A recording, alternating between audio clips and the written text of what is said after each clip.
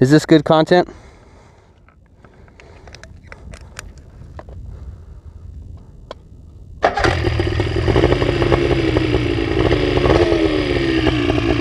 Fired up!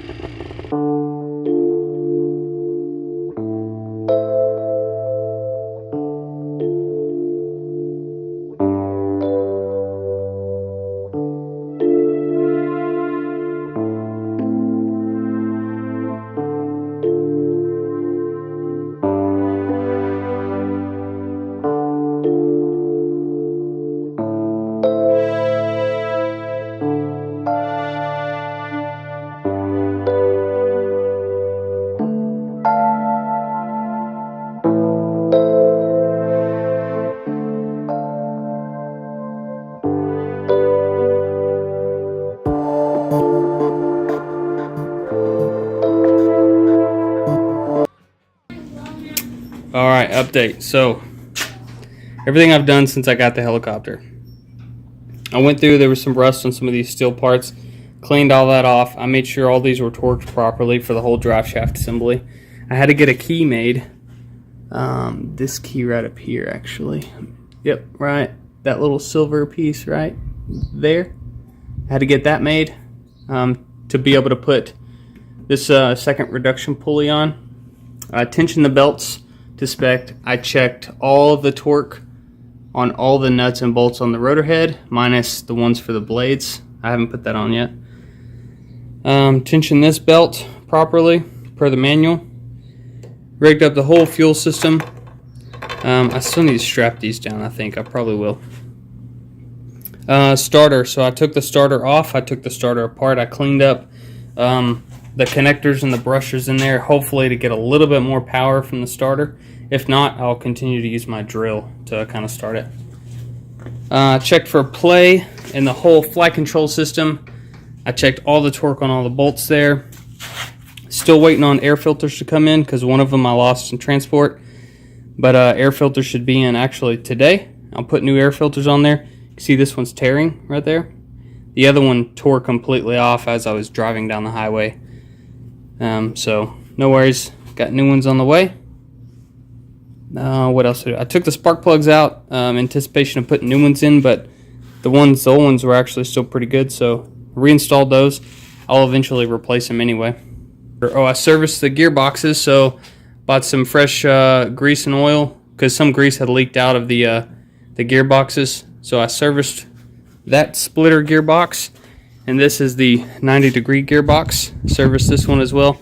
Checked all the torque on all these bolts back here at the tail. When I ran it up the other day, I probably got 25 to 50% throttle, and the tail rotor felt really smooth. I was actually really impressed by that. So, yeah, I'm pretty much up to test flight time. I got to put the blades on, and I have to. I'll show you. So these bolts here adjust where this bolt sits in the blade grip. So you have to install the blade and then you adjust these bolts to make sure that the blade is perfectly centered in line with the rotor head for both blades. But yeah, hopefully the starter works. I might start it later today to see if the cleaning up the starter helped it turn over, because before it just didn't have enough power. So we removed the blade grip because I discovered last night that this blade grip, it takes quite a bit of friction to move this, to change the pitch of the blade. And during my ground runs, I could feel it in the controls. The controls were shaking. At first I thought it was the track and the balance of the rotor blades, but I got the track and balance good, but I still had control shake, and it's because there's friction in here. So now I'm going to take apart this blade grip. There's two bearings in here, and we're going to see which one is causing the excess friction. It could be old grease, it could be a nut that's too tight, it could be some dirt in there, I don't know. We're going to find out. Here we go. So, here's what I figured out. Took this all apart. I can't find anything wrong with the main bearing that takes all the load of the helicopter. I cleaned old grease out, put new grease in. I still need to add some more. But on the other end, was this block, which had this bearing here. And see how it spins free now? It didn't before. And the problem was whoever machined this piece of metal here, whoever machined that hole in the metal, it was just a touch too small. So I ran to the shop down the street.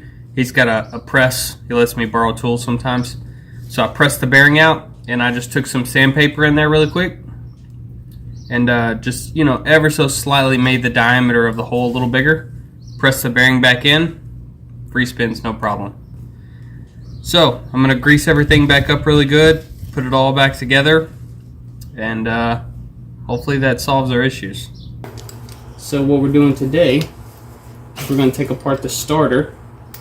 We're gonna try and clean all the contacts up and hopefully get a little bit more cranking amps out of this starter, because it spins the motor over a little slow.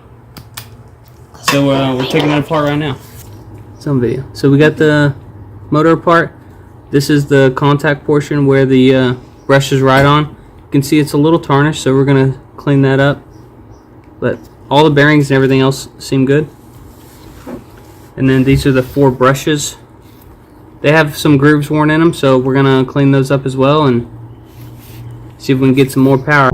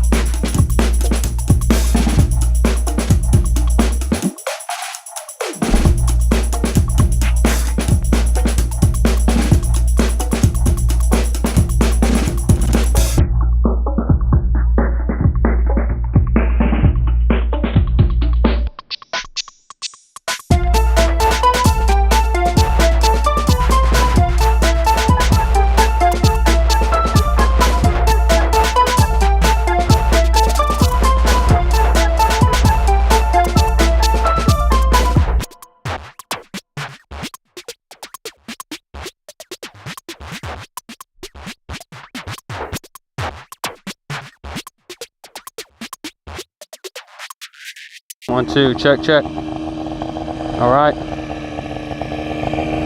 Mosquito is fired up. I got it running good. Tune the carbs, track and balance the rotor. Woo! All right, here we go. I'm out here at my helicopter pad, aka the cul-de-sac. Let's check on my temperatures. Hovering around 700 EGT on both engines. That's what I want to see, matched EGTs. Idle's climbing a little. That's okay. All right, let's do it. Run up. See how she feels.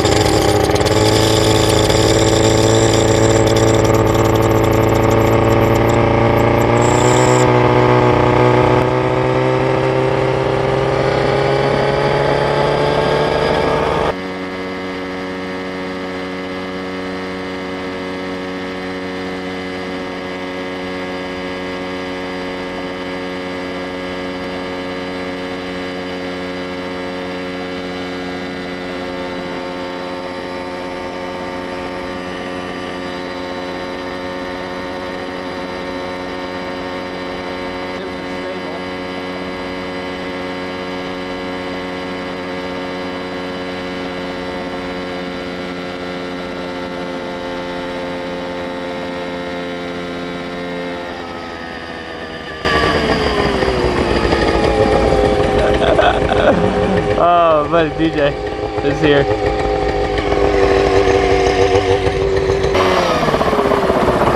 Green blade is flying a little low.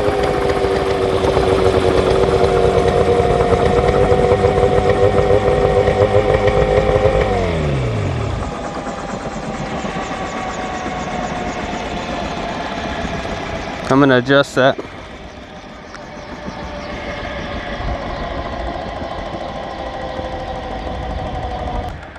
Let's make that adjustment and then we'll get back with you. Let's get buckled back up. Fire it up.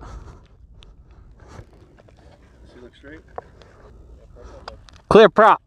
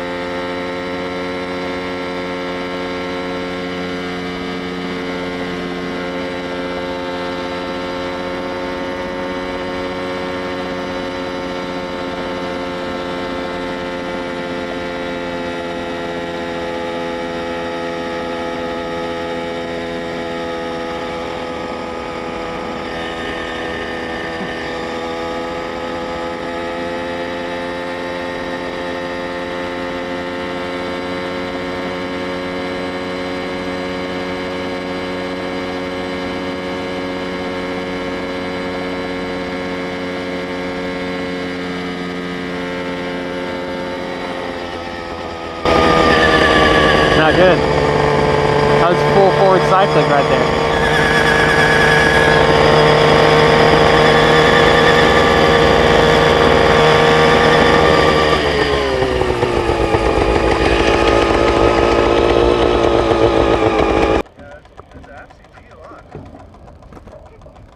It is, right? Yeah. I never measured it, so I don't know. So I added some weight to the front landing gear as an experiment, trying to see if adding forward CG will help my issue, because right now it's hovering with way too much forward cycling, so trying to correct that issue.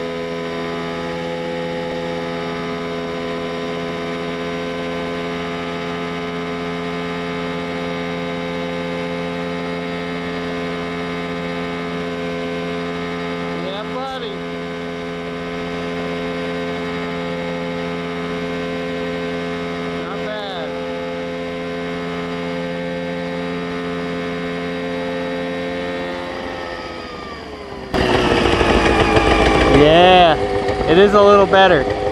I just need some forward CG. Woo! Woo! All right. I'm gonna do it again. I'm gonna do it again.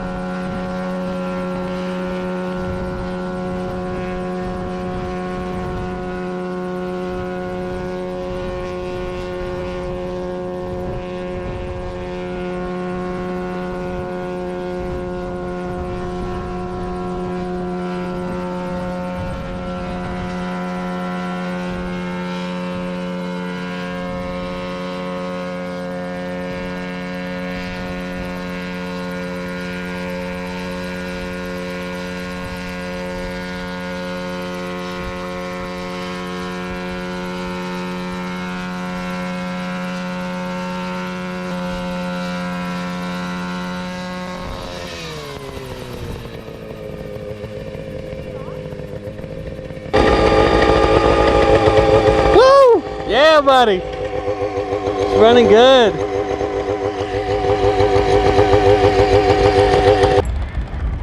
Not bad. Oh, the wind's from the right now.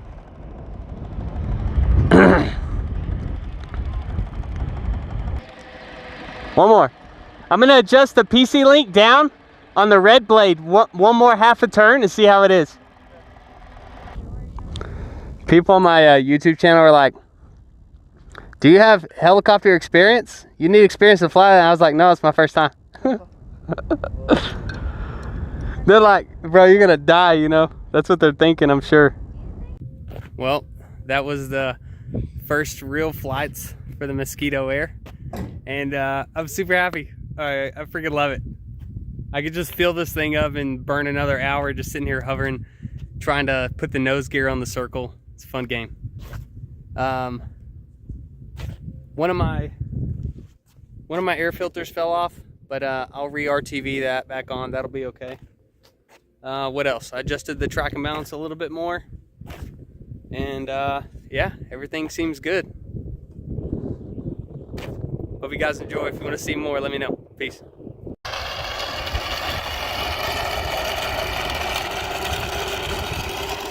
I don't know who this guy is, but he is nuts. Well. Oh, it's fun. I've flown for a long time. You did? Yeah. Park and braking games. Yeah. So, keep it or sell it? I don't know. I knew that was gonna happen. Maybe we should play with it some more. Yeah. So I did the first flight this morning with the Mosquito Air, and it went well. I had a couple questions on one of my videos, so I thought I'd answer them. A lot of people wondering, you know, like, what do you do if the engine fails? And if you've never been around helicopters or flown one, you might not know this, but helicopters auto-rotate if you put the collective all the way down.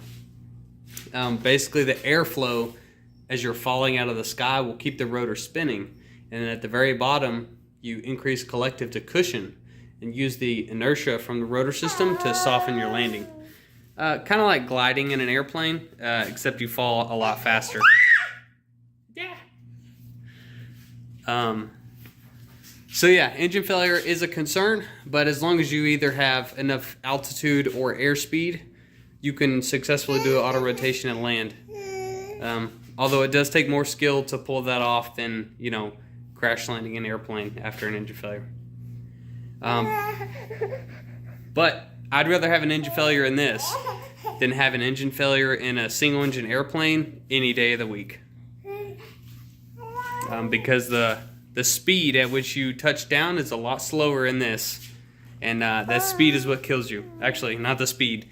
It's a sudden stoppage when you hit the ground that kills you. What else? Same thing. If you lose your tail rotor, you get a tail rotor failure. You can just auto-rotate as well. You don't need a tail rotor if there's no torque applied, and there's no torque if your engine is off or you're auto-rotating. So, what else is cool I can tell you about the Mosquito? Let me flip this camera. Look at this rotor blade. See the shape of that airfoil? See that trailing edge right there? That's a reflex. What? Reflex? Why? So the reason why helicopters like this that are manually controlled, no hydraulic assistance, they have a reflex profile because if they didn't, it would be nearly impossible to control the rotor system, because as the angle of attack changes, when you pull up on the collective and the angle of attack changes on the rotor blades, an asymmetric airfoil without a reflex profile creates very large pitching moments, which means the controls would fight your movements, right? The aerodynamics happening on the rotor blades would fight your movements in the controls that you're trying to input. So having a reflex profile in the rotor blades allows you to move the controls without much resistance to your control inputs, because there's no hydraulic assistance on this helicopter. The force that I put into the cyclic, it goes directly to the linkages up there and then directly into the rotor blades. That's why the rotor blades have a reflex profile. Slightly less efficient, but totally worth it for the large increase in control response. If you got more questions, comments, things you want to know about helicopters, leave a comment below. Thanks for watching.